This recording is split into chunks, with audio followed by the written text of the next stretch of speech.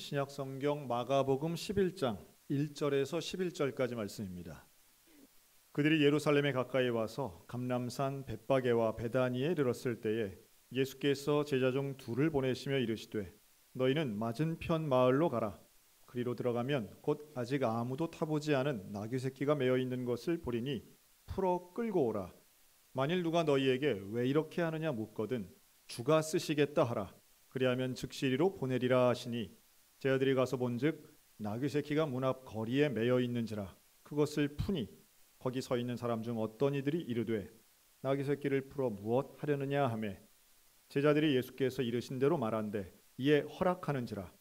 나귀 새끼를 예수께로 끌고 와서 자기들의 겉옷을 그 위에 얹어 놓음에 예수께서 타시니 많은 사람들은 자기들의 겉옷을 또 다른 이들은 들에서 벤 나뭇가지를 길에 펴며 앞에서 가고 뒤에서 따르는 자들이 소리 지르되 호산나 찬송하리로다.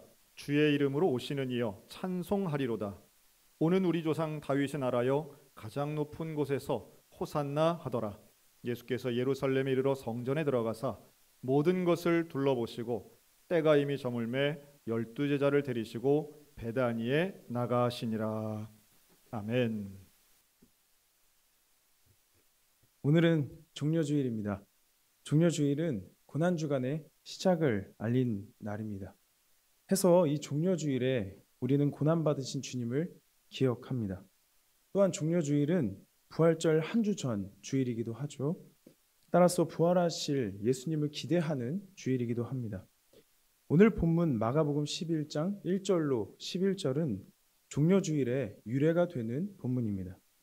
오늘 본문에서 예루살렘으로 입성하시는 예수님을 많은 이들이 환호하게 됩니다. 오늘 이 본문은 두 부분으로 나누어서 볼 수 있습니다.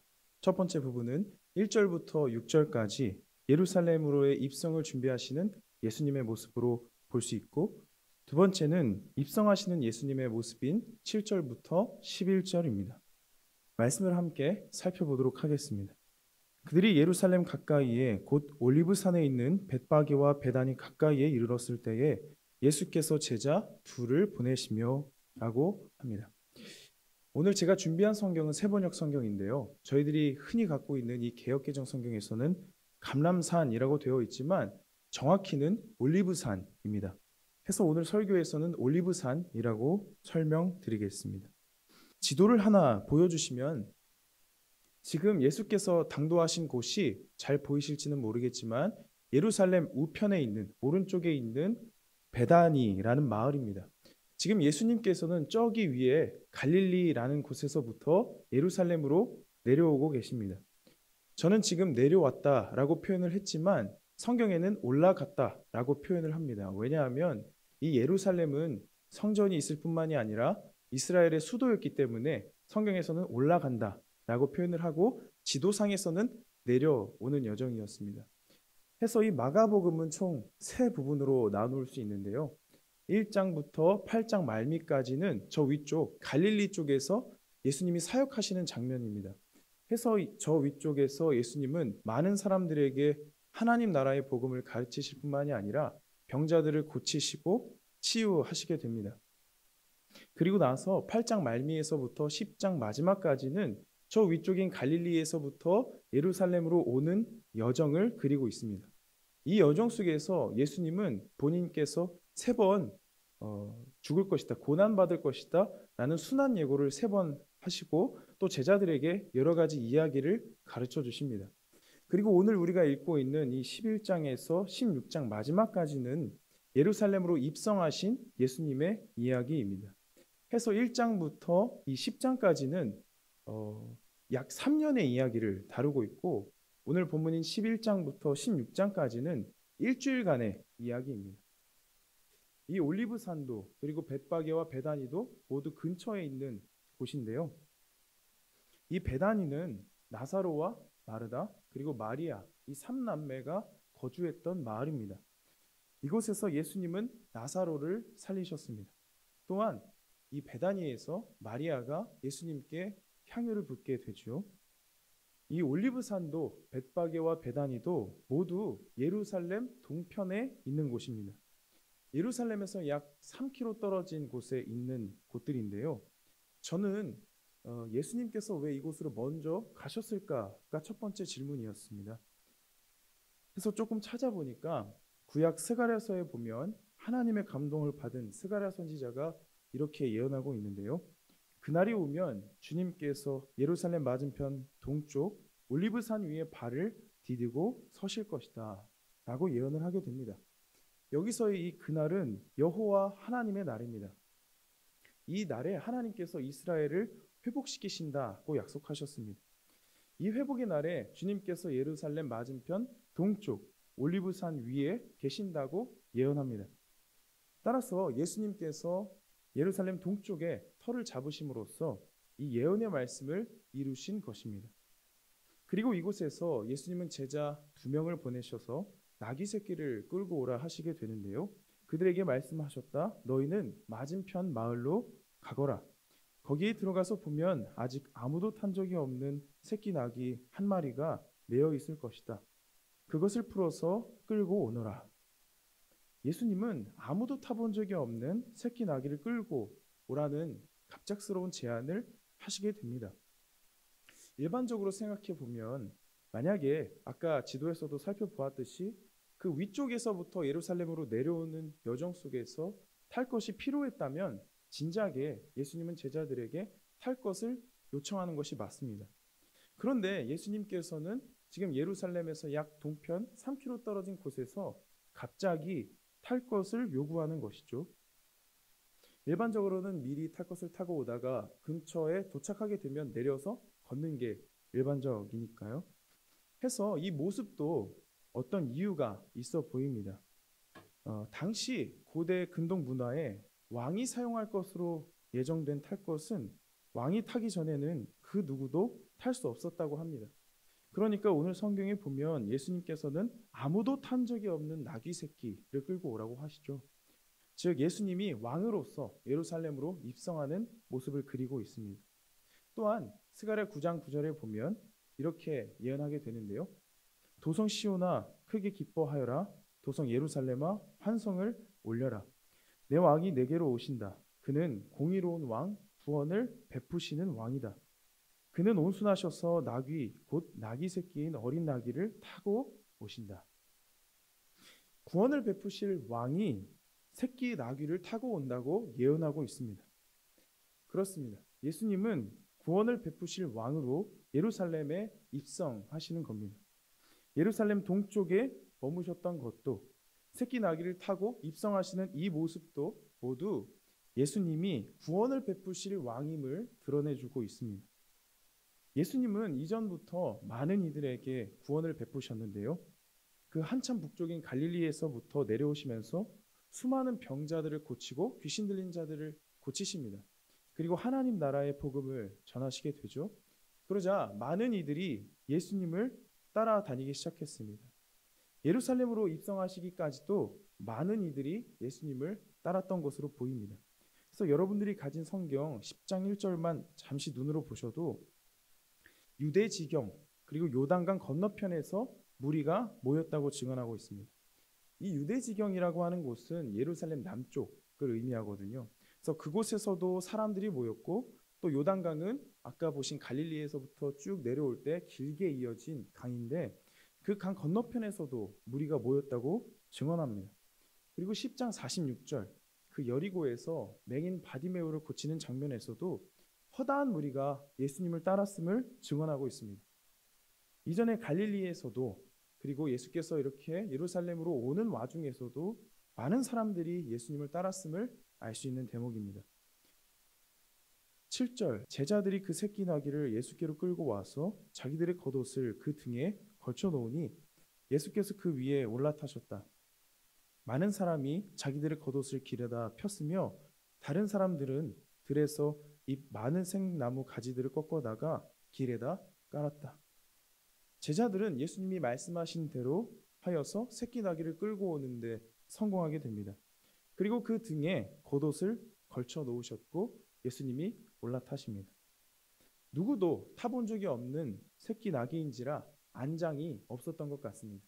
그래서 제자들이 겉옷을 올려놓았다고 추측해 볼 수도 있고 또 열왕기하 9장 13절에 보시면 예후라는 왕이 등위하게 될 때에 많은 사람들이 겉옷을 펼쳐놓고 그 예후를 존경하고 환영하는 모습을 보입니다. 즉 이 제자들도 예수님을 왕으로 존경하고 모셨음을 알 수 있는 부분이죠. 그리고 이 8절에서도 많은 사람들이 자기들의 겉옷을 길에다 펴게 됩니다. 그래서 이 모든 모습은 당시 로마 문화에서 어떤 사람이 가는 길 위에 옷을 펼치는 이러한 행동들은 그 사람에 대한 존경을 담는 행위로 이해되었다고 합니다. 해서 이 모습을 통해서 우리가 알 수 있는 바는 제자들과 많은 무리가 예수님을 왕으로 모셨으며 존경과 환호의 대상으로 여겼음을 알 수 있습니다. 또한 이 8절에 잎 많은 생나무 가지라고 되어 있지만 요한복음에서만 이 나뭇가지를 종려나무라고 합니다. 그래서 오늘 이러한 종려주일을 종려주일이라고 이름 붙이게 되는 것이죠. 나머지 세 복음서에는 종려나무라고 되어 있지가 않습니다. 그래서 이렇게 예수님을 환영했던 무리의 환호성이 9절과 10절에 울려 퍼지게 되는데요. 그리고 앞에 서서 가는 사람들과 뒤따르는 사람들이 외쳤다. 호산나 복되시다. 주님의 이름으로 오시는 분 복되다. 다가오는 우리 조상의 다윗의 나라요. 더없이 높은 곳에서 호산나 하고 외치면서 예수님께 환호하고 있습니다. 호산나는 우리를 구원하소서, 우리를 도와주소서라는 뜻입니다. 우리를 구해달라고 외치고 있는 것이죠. 겉옷을 깔고 승리를 상징하는 종려나무 잎가지를 흔들면서 예수님을 환호하는 이 장면은 아름다워 보이기에 충분합니다. 그러나 우리가 잘 알고 있는 것처럼 일주일도 채 지나지 않아 이 사람들은 예수님을 십자가에 못 박습니다. 왜 그랬을까? 이렇게 환호했는데 일주일 만에 바뀐 이유가 무엇일까 질문해 봅니다. 오늘 본문의 10절에서도 알 수 있듯이 복되다 다가오는 우리 조상 다윗의 나라여 라고 이 사람들은 고백하고 있습니다. 이 무리와 제자들은 다윗의 나라가 회복되기를 바라고 있습니다. 다윗의 나라라 함은 이스라엘이 가장 막강했던 때, 가장 부강했던 때를 의미합니다. 지금 로마로부터의 해방을 염원하고 있는 이 사람들의 마음이 느껴지는 대목입니다. 로마로부터 해방이 되고 로마를 무력으로 무찔러서 구원을 가져올 정치적 메시아로서의 예수님을 기다렸고 대망했습니다. 해서 이 무리와 제자들 이 호산나라는 외침 속에는 로마를 무찌르고 다윗의 때와 같이 강성한 나라를 이루어달라는 염원이 들어있게 됩니다. 그러나 예수님은 우리가 잘 알고 있듯이 이스라엘만을 회복하시기 위해 오신 분이 아니셨습니다. 온 열방을 구원할 메시아로 예수께서는 오셨습니다. 다윗의 왕조를 다시 세울 왕이 아니라 하나님 나라를 세울 왕으로 이 땅에 오셨습니다. 마가복음 1장 15절 보여주시면 세례 요한이 체포되고 난 뒤에 예수께서 가장 먼저 가르치실 때에 하신 메시지인데요. 때가 찼다. 하나님의 나라가 가까이 왔다. 회개하고 복음을 믿으라고 예수님이 선포하십니다. 여기서도 보면 예수님은 다윗의 나라를 선포하지 않으셨습니다. 하나님의 나라를 선포하십니다. 그러나 이 사람들은 다윗의 나라를 계속해서 염원했습니다. 무리의 염원과 예수님의 뜻이 충돌하는 장면입니다. 결국 이 15장 26절에도 나와 있는 것처럼 이 사람들은 예수님을 유대인의 왕이라는 죄패를 달린 채로 십자가에 못 박아 죽이게 됩니다. 자신들의 소망이, 자신들의 간절한 이 염원이 이루어지지 않자 예수님을 모욕하며 일주일 만에 십자가에 못 박아버린 것이죠. 해서 예수님을 향해서 너는 자칭 유대인의 왕이 아니었냐 내려와 봐라 라고 하는 등의 온갖 모욕과 수치를 주며 예수님을 십자가에 못 박아버립니다. 저는 앞서 종려주일을 이렇게 소개했습니다.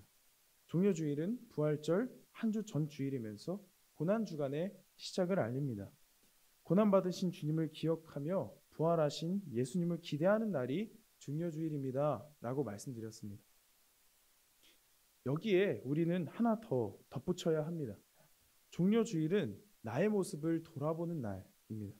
나는 과연 어떤 태도로 예수님을 대하고 있고 어떠한 마음으로 예수님을 믿고 있는지 생각해 보아야 하는 날입니다. 우리는 오늘 성경에 제자들이나 혹은 무리와 같을 때가 있습니다. 예수께서는 이전에 3번이나 자신이 겪을 순환을 예고합니다. 그러나 제자들은 계속해서 무시하고 받아들이지 않습니다. 오히려 마지막 예고를 들은 제자들은 예수님 좌우편에 앉게 해달라는 자리 욕심을 내는 모습을 보입니다. 예수님을 필두로 정치적 해방을 이루게 되면 자신들도 좋은 자리에 앉게 해달라는 요청인 것이죠. 이 제자들은 가장 가까이에서 예수님과 함께 지내고 있음에도 불구하고 예수님을 모릅니다. 가장 가까이에서 그 수많은 기적을 경험했음에도 불구하고 예수님에 대한 진실한 따름이 없었습니다. 예수님에 대한 무지했던 제자들과 예수님에 대해 오해가 가득했던 이 무리의 염원이 예루살렘 입성 사건에서 본격적으로 드러나게 되었고 십자가에 못 박음으로써 마침표가 찍히게 됩니다. 우리는 잘 생각해 보면 나의 뜻과 예수님의 뜻이 일치하지 않을 때 예수님의 뜻을 따라가야 함을 알면서도 그것이 참 쉽지 않음을 느끼게 됩니다. 저도 역시 개인적으로 제 십자가를 지고 가란 주님의 뜻은, 그 주님의 말씀은 참 부담스럽습니다. 좁은 길과 좁은 문으로 걸어가라 하신 예수님의 말씀과 예루살렘과 온 유대와 사마리아와 땅끝까지 이르러 내 증인이 되라 라고 하신 예수님의 명령은 덜컥 겁이 납니다. 그래서인지 도와주겠다, 내가 너와 영원토록 함께 하시겠다 하신 이러한 축복의 선언들은 환영하고 예수님을 따를 때의 치를 고난들은 거리끼게 될 때가 있는 것 같습니다. 우리의 연약함입니다. 그런데 돌아보면 돌아볼수록, 생각하면 생각할수록 좁은 길과 좁은 문은 나를 살리는 가장 넓은 길, 가장 넓은 문이었음을 깨닫게 됩니다. 십자가 그 절망적인 곳에서 예수님은 구원을 이루셨습니다. 예수님은 하나님의 뜻을 이루기 위해서 사셨습니다. 좁은 길로 걸어가셨고 그 길은 험난했습니다. 그러나 그 길을 걸어가신 주님 때문에 우리 모두는 생명을 얻었습니다. 저주와 절망으로 상징된 십자가는 생명과 사랑의 십자가가 되었습니다. 십자가 죽음은 부활로 꽃피웠고 그의 죽음으로 우리에겐 영생이란 열매가 주어지게 되었습니다. 마찬가지로 우리가 짊어져야 할 매일의 십자가를 질 때 우리의 삶은 하나님의 나라가 됩니다. 나를 쳐서 주님께 순종하는 행위가 나를 살리게 됩니다. 사랑을 실천하는 것, 하나님께 기도하며 말씀을 통해 내 삶을 돌아보는 모든 행위는 저를 살리는 길이었습니다. 따라서 주님을 따라갈 때에 겪는 크고 작은 어려움들은 어려움이라는 포장지에 쌓여 있을 뿐이지 열어놓고 보면 결국 축복이라는 선물입니다. 처음엔 축복이라 여겨지지 않습니다. 그저 불편하고 힘들기만 할 수도 있습니다. 그러나 조금만 지나고 돌아보면 주님 따라 열심히 걸었던 그 삶이 결국 나를 살렸음을 깨닫게 됩니다. 저는 운동을 참 좋아하는데요. 운동을 처음에 시작할 때에는 그 기본 자세를 잘 익혀두어야 합니다. 그런데 이 기본기를 익히는 과정이 얼마나 지루하고 재미없는지 모르겠습니다. 때로는 불편하기까지 합니다. 그러나 기본기를 잘 닦아두면 거기서 수많은 응용 동작이 가능해집니다. 마찬가지로 신앙의 기본기가 무엇일까 생각해 보면 이 신앙의 기본기는 주님 따라 사는 삶이다 라고 생각이 듭니다. 주님 따라 잘 살면 우리의 삶은 풍성해집니다. 처음에는 주님 따라가는 것이 무척이나 불편하지만 따라가다 보면 이것이 축복임을 깨닫게 됩니다. 예수를 따르는 그 좁은 길, 좁은 문으로 걸어갈 수 있음이 우리에게 가장 큰 축복임을 깨닫게 되는 것이죠. 결국 예수께서 약속하신 내가 너와 영원토록 함께하겠다라는 임마누엘의 약속도 날마다 제 십자가를 지고 가라, 좁은 길, 좁은 문으로 걸어가라 하신 예수님의 말씀도 우리를 향한 축복의 선언임을 기억하게 됩니다. 부활하신 예수님은 제자들을 찾아가셨습니다. 다윗의 나라를 세우고자 했던 무지한 이 제자들, 예수님을 버리고 도망갔던 이 실패한 제자들에게 찾아가셔서 말씀하십니다. 나를 사랑하느냐?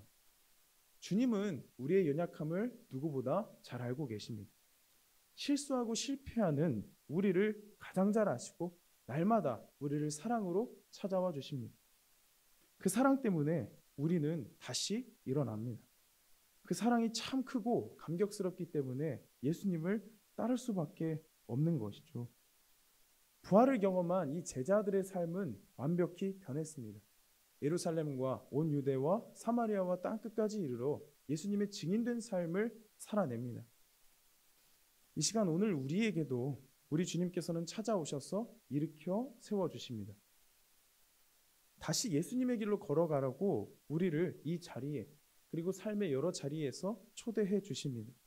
실수하고 때로는 실패해도 계속해서 찾아오셔서 일으켜 주십니다. 그 사랑으로 인하여 우리는 다시금 좁은 길과 좁은 문으로 걸어갈 수 있습니다. 종료주일을 맞이한 오늘 우리가 이렇게 고백하면 참 좋겠다는 생각이 들었습니다. 주님, 그 좁은 길을 걸어갈 수 있는 지혜와 용기를 주옵소서. 그 좁은 길이 나를 살리는 가장 넓은 길임을 깨닫고 그 길로 걸어갈 수 있도록 도와주시옵소서. 호산나, 우리의 왕 되신 주님, 나를 도와주시고 붙잡아 주시옵소서라고 고백하면 얼마나 좋을까요? 예루살렘에 입성하시기 전에 예수님은 여리고 땅에서 맹인 바디메오를 눈뜨게 하셨습니다. 그 바디메오를 눈뜨게 하신 주님께서 오늘 우리의 눈을 뜨게 하시기를 소망합니다. 눈 감긴 신앙인이 아니라 주님을 향해 눈을 뜬 우리 모두가 되기를 축복합니다. 우리의 염원과 우리의 생각이 앞서가는 것이 아니라 우리 주님이, 우리 왕 되신 주님께서 앞서가시면 참 좋겠습니다. 기도하겠습니다.